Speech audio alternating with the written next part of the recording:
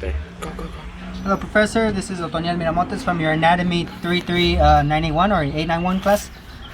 So this is the Mink system dissection. We'll start with the respiratory system.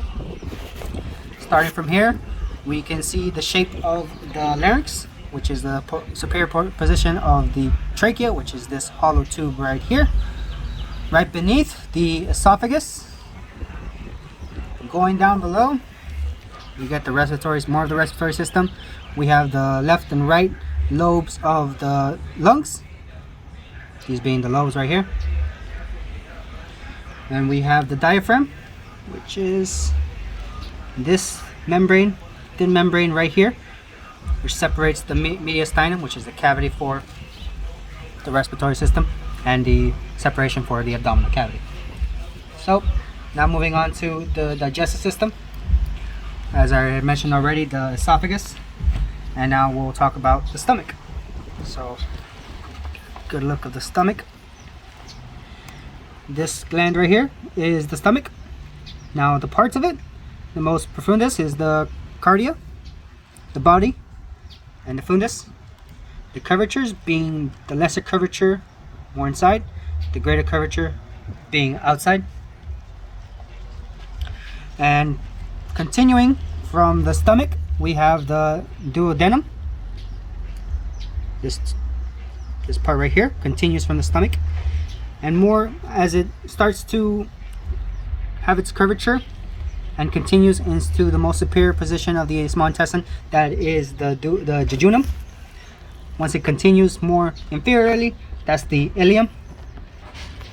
The colon is this right here, separated in two parts, the transcending and the descending, and it continues down into the rectum. So that is the colon. We have the liver, which are these lobes right here, as I'm pointing out, separating into different lobes that makes up the entirety of the liver. We have the pancreas, which is this spongy looking foam right below the stomach. The spleen, let's get a good look at it, is this gland right here, right next to the stomach, but it's this gland right here. It looks similar to the liver, but its texture is much more different. That is the spleen.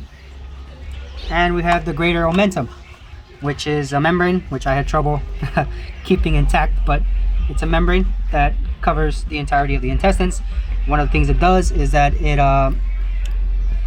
regulates temperature for the intestines. We have the urinary system now. We have the urinary bladder, which is right here. This little guy right here, this is the urinary bladder.